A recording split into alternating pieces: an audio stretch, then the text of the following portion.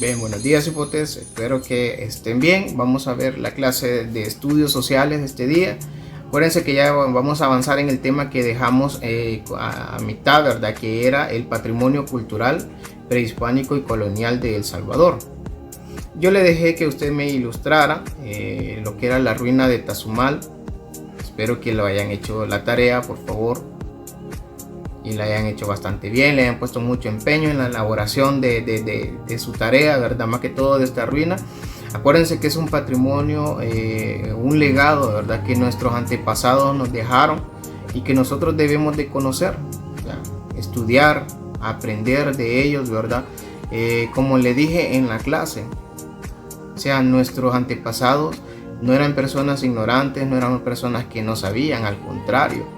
Tenían, ¿verdad?, mucho conocimiento, ¿verdad?, de la literatura, de la medicina, ¿verdad?, de arquitectura, astronomía. Entonces podemos ver que el decirle nuestros antepasados eran indígenas no nos tiene que dar vergüenza.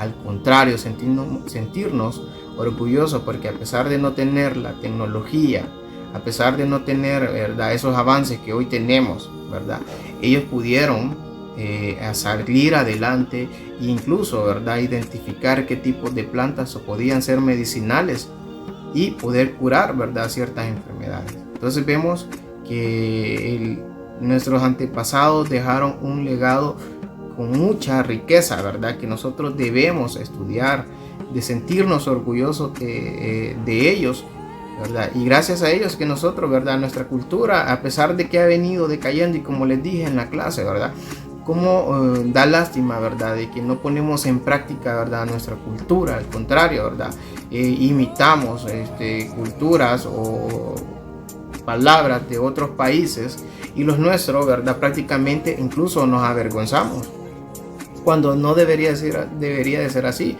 Al contrario, sentirnos muy orgullosos de nuestros antepasados, porque nos dejaron un legado, ¿verdad? Vemos ruinas de Tazumal, ruinas de San Andrés, joyas de Serén, ¿verdad?, que son un legado prehispánico que nos dejaron, ¿verdad? Y luego vemos el otro periodo que era la colonia que les comentaba, ¿verdad? Ya más modernizado, porque ya hubo una cultura totalmente diferente, ¿verdad?, que era a través de España, ¿verdad?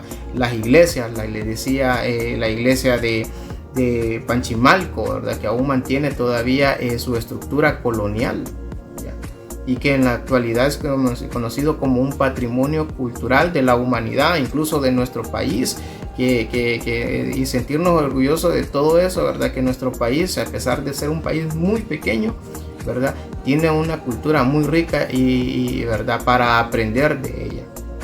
Bien, en la clase anterior les había dictado que decíamos que era el patrimonio cultural.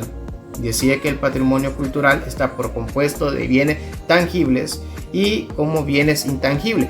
¿Cuáles son los bienes tangibles? Aquellos que nosotros podemos tocar, palpar. En este caso podemos ver una iglesia, podemos ver una ruina de Tazumal, la cerámica, la verdad que ellos dejaron. Esos son bienes tangibles que nosotros podemos tocar. ¿Escucharon bien? Bienes tangibles, se los voy a preguntar después. Bienes tangibles son aquellos que podemos tocar, ¿ya? Y los intangibles, aquellos que no se pueden tocar, como la religión que ellos practicaban. Vemos un grupo de indígenas que eran politeístas. Es decir, ¿qué es politeísta? Los politeístas, ellos adoraban a muchos dioses, a muchos. Como la naturaleza, ellos eran muy amantes, amaban la naturaleza, ¿verdad? Todo lo que se movía en la naturaleza, ellos adoraban, le brindaban sacrificio, ¿verdad? Y si ellos extraían algo de la naturaleza, lo volvían a reponer. Fíjense que como eran ellos de agradecidos con la naturaleza, diferente al ser humano actual, ¿verdad?, que es totalmente desconsiderado con la naturaleza. Entonces vemos que a pesar de la religión era algo intangible. ¿Por qué? Porque no se podía tocar, ¿verdad? También algo intangible es la literatura, ¿verdad? La forma de hablar ya de ellos era totalmente diferente. Bueno, vimos en el video el náhuatl que hablaban las señoras de nuestro país, de los pipiles, ¿verdad?, de lo que aún se conservan y tratan la manera de que esa parte de esa cultura no muera, ¿ya? Entonces vemos la siguiente. Dice que se heredan a las nuevas generaciones y se representan un valor de identidad para los distintos pueblos. Fíjense, nuestra cultura debería de irse transmitiendo de generación tras generación, ¿verdad? Que sería lo ideal, o sea, que ustedes un día de mañana puedan transmitirle orgullosamente la cultura de nuestro país. Dice que en El Salvador, esto yo creo que ya lo tienen, el patrimonio cultural está compuesto por danzas, artesanía, arquitectura, música, literatura y gastronomía, proveniente de dos periodos concretos, el prehispánico y el colonial. Acuérdense que yo les dije, ¿verdad?, que el prehispánico, la gastronomía estaba basada más en lo que era el elote, que era su alimento fundamental, ¿verdad?, que de ahí sacaban el atol, las tortillas, las riguas, ¿verdad? Y ya después, ¿verdad?, con la venida de los españoles y se desarrolló el periodo colonial, es que podemos encontrar, ¿verdad?, ya una diversidad de cultura en nuestra región. Me dice que es una diversidad de cultura, porque los españoles empezaron a traer, ¿verdad?, parte de su cultura a nuestro país. Lamentablemente la empezaron a imponer, ¿verdad? Y es así como nace ciertas tradiciones en nuestro país, ¿verdad? Como el Día de la Cruz, que es un periodo colonial. No sé si ustedes conocen qué es el Día de la Cruz. Ustedes saben que todo, ¿verdad?, el 3 de mayo ponen atrás de su casa o adelante de su casa, depende cómo la gente lo quiera ponen una cruz, ¿verdad? Y ponen frutas, ¿verdad? Dependiendo de la cosecha que se da en ese periodo, ¿verdad? Y muy parte de la cultura, ¿verdad? Ya esto más que dicen que el que no ponga una cruz, llega el diablo y baila en su casa, ¿verdad? Entonces por eso las personas antes que acostumbraban, si se fijan, actualmente son muy poquitas personas ya, ¿verdad?, que tienen esa práctica, ¿verdad?, de poner una cruz, ¿verdad?, y ponerle fruta, ¿verdad? Ahora bien, vamos a copiar lo siguiente, dice formas de patrimonio, y vamos a ver las dos formas de patrimonio, como es la época prehispánica y la época colonial, ¿ya? Ahora bien, vamos a ver la primera, época prehispánica. La escultura de piedra era para representar a los dioses, la alfarería e incluía la elaboración de vasijas, ollas y platos de barro. ¿Copiamos? Voy a volver a repetir.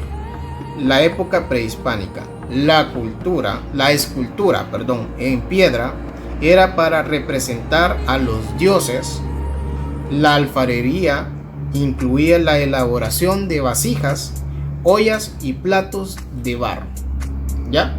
Entonces ese fue parte del legado que nos dejaron nuestros antepasados, ¿verdad? La elaboración de olla, vasijas, ¿verdad? Y yo les dije en la clase, ¿verdad?, que yo había probado frijoles que habían hecho en una olla de barro. No sé qué es lo que tenían, pero sabía muy bien. Sigamos copiando.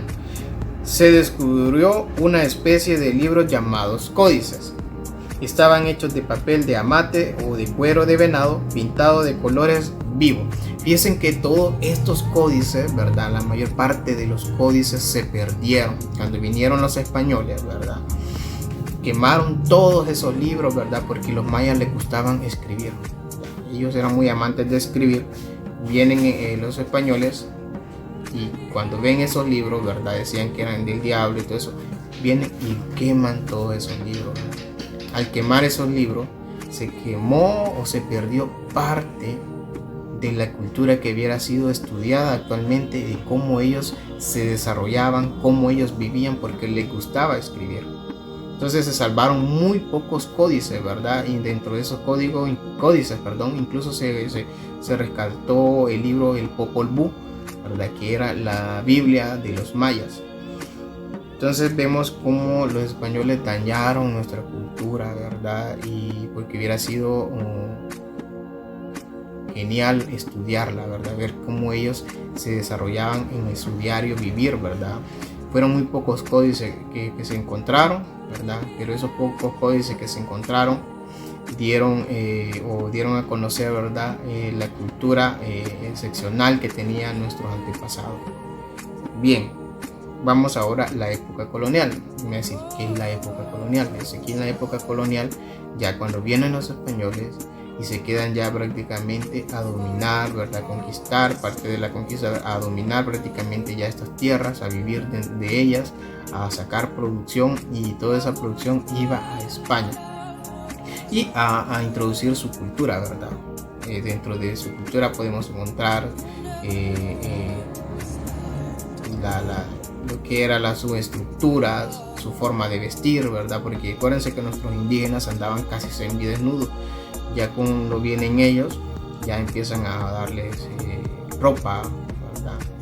A darle una religión, que la religión fue que empezó a imperar en esta región fue la católica, ¿verdad? Y aparte de eso trajeron algunas enfermedades que aquí no se conocían, partiendo de la varicela, el sarampión, la gripe, ¿verdad? Que nuestros indígenas aquí no conocían, ¿verdad? Y fue algo muy letal, ¿verdad? Que mató a gran cantidad de indígenas de esta región.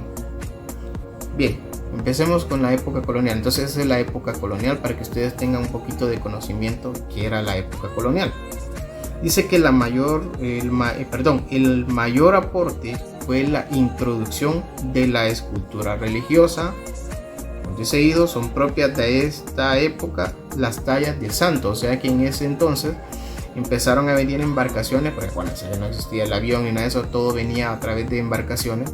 Empezaron a traer cantidades de santos, estructuras de cómo elaborar las iglesias. Punto y aparte. Conquistadores y misioneros son los primeros en publicar textos durante esta época. Destaca el puntero apuntando con apuntes breves de Juan de Dios de El Cid. ¿Ya? ¿Copiaron eso?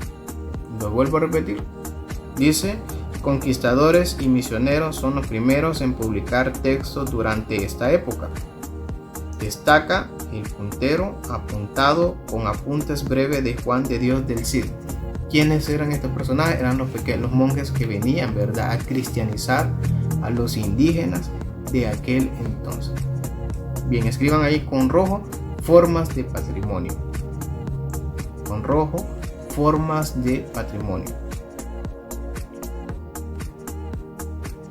Entre las formas del patrimonio vamos a ver dos siempre: época prehispánica y época colonial.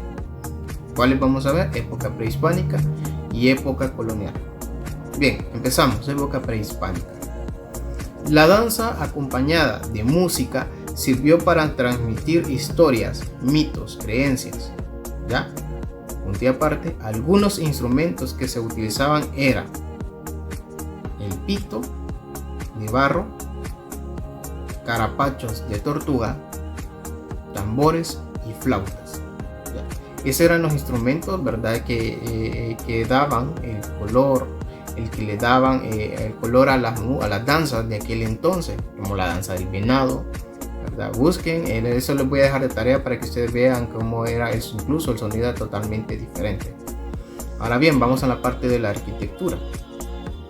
2 puntos. Los antiguos pueblos edificaban templos, pirámides y ciudades, punto y seguido. Ahí vivían los gobernantes y realizaban los rituales. Como vemos en Tazumal, ustedes van a ver que cuando hagan su dibujo, ¿verdad?, en esa ruina solo vivían gobernantes o personas de alto rango, y los demás se desplazaban en alguna casita en la cual ellos vivían. Ahora vamos a la parte colonial, con rojo: época colonial. Vamos a ver en la época colonial, vamos a ver la danza, porque estamos haciendo una comparación con la época prehispánica. Dice que la danza mezclaba ritmos de instrumentos prehispánicos, o sea que utilizaban esos, aún se utilizaban el carapacho de tortuga, tambores y flauta, ¿verdad? Con los coloniales prehispánicos, con los coloniales, como a los cuales describían las batallas de los españoles. Dentro de esto pueden buscar, incluso también lo voy a dejar de tarea, que era la danza de los negritos, de los chapetones. Vamos a la arquitectura. Dice que la arquitectura durante esta época se edifican las primeras villas, en las que había una plaza central, una iglesia, un cabildo, residencias y talleres. Ya. Bien, vamos a ver, les voy a dejar la tarea. Usted en la tarea me va a buscar lo siguiente. Va a buscar la danza del venado como danza prehispánica. Va a hacer una pequeña descripción y pegar imágenes, ¿verdad?, en qué consistía. Y la danza de los chapetones, ¿verdad?, que son danzas totalmente diferentes. Una está más apegada a la parte prehispánica y la otra a la época colonial. Lo otro ya les había dejado la tarea de hacer la ruleta sumal y la iglesia, ¿verdad?, que usted iba a escribir. Ahora le voy a hacer la siguiente pregunta, la contesta, ¿verdad? Con todo lo que hemos visto, trate de contestar de manera muy, ¿verdad?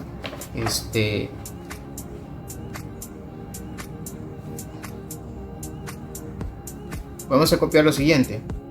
Dice, le va a contestar: escriba por qué es importante conservar el patrimonio cultural. Eso es lo que le decía. Usted trate de ser muy sincero y honesto en esta pregunta. ¿Por qué considera que es importante que nosotros conservemos o cuidemos el patrimonio cultural? ¿Ya?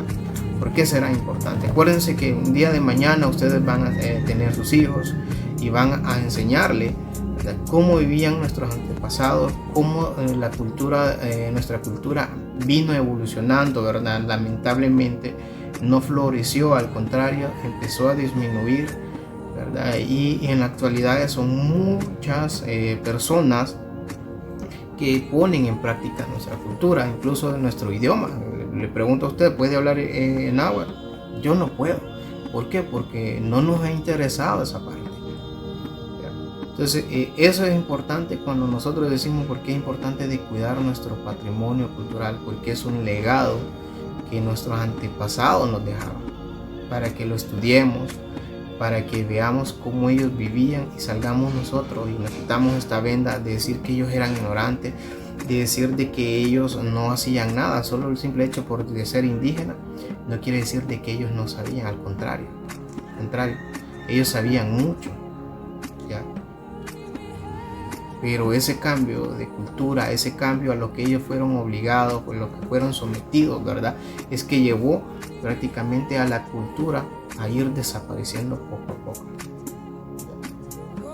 Debemos de amar y respetar lo que nuestros antepasados nos dejaron, ¿ya? Estudiarlo, valorarlo, darle un significado, porque es nuestro, ¿ya? Es nuestro, y sentirnos orgullosos de lo que ellos hicieron. Ahora lo llevo para que ustedes reflexionen. ¿Serán ignorantes? ¿Eran personas que solo andaban desnudas ahí caminando y solo comiendo? No, claro que no. Así que cipote, hagan la tarea, cuídense un montón. Esta es la clase de estudios sociales. Me da gusto verlos, me da siempre, como les decía, ¿verdad?, en las clases. Y espero que pongan mucha atención. En la clase de Zoom les voy a preguntar si en realidad pusieron atención al video, ¿ya? A pesar de que no podemos interactuar, pero si saben que siempre estoy allí para apoyarlos. Cuídense un montón.